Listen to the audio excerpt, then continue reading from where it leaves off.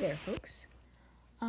Just a quick video to show everybody what a pretty bad potworm situation it looks like. This is on the underside of one of the pieces of newspaper that I have over top of one of my bins.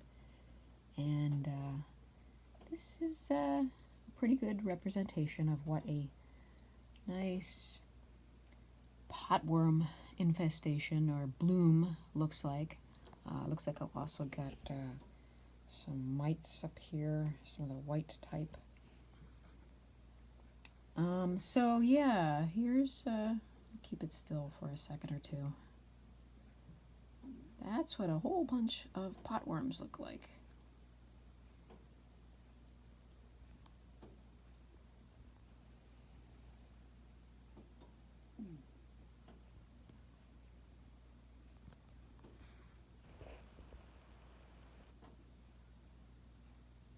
And mites.